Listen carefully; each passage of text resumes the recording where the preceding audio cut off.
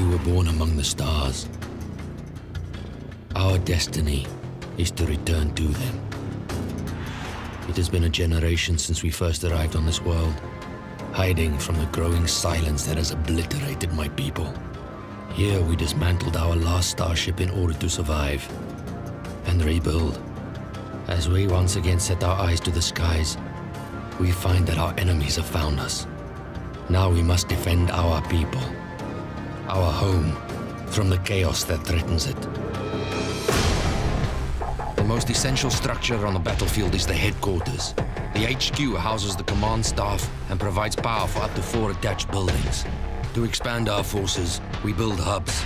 These power the construction of additional structures. Our soldiers are equipped for battle in factories. Our large factories can produce 3 units at a time.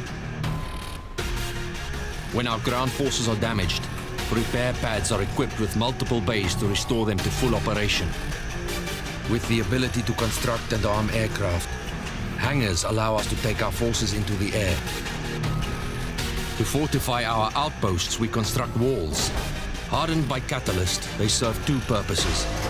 First, to keep the enemy at bay. Second, to garrison forces, to keep the enemy from returning. Only a special few are up for the task. Like our structures, our strategy for war values speed and mobility.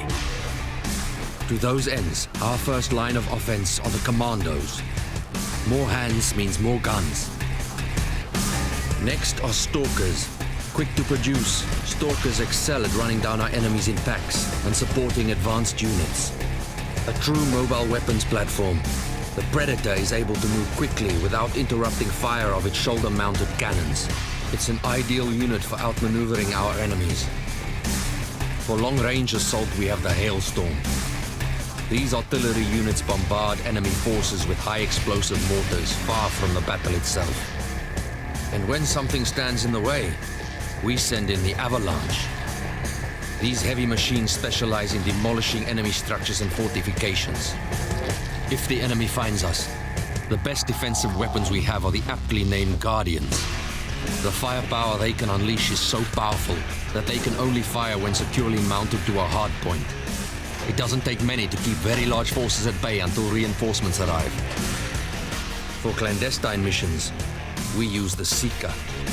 Their electromagnetic shielding conceals their presence, allowing them to observe enemy movements and positions undetected.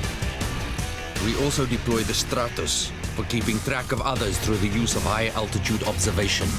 Our eyes in the sky. If war in the sky is what they want, they will find it with the Warbird. These highly evasive and maneuverable craft can engage both air and land targets. For the heavier targets, we launch the Nimbus. Their small payload of high-intensity bombs pummel fortifications and decimate armies. Our greatest weapon is the Hand of Rook. Named for our greatest hero, the Hand of Rook is a mobile military base. 6 hardpoint turrets serve as garrisons, while the Hand of Rook can construct any ground unit needed for the front line. Wielding the collective will of our people, its main cannon can lay waste to a building or approaching army with a single shot. We will never be silenced again.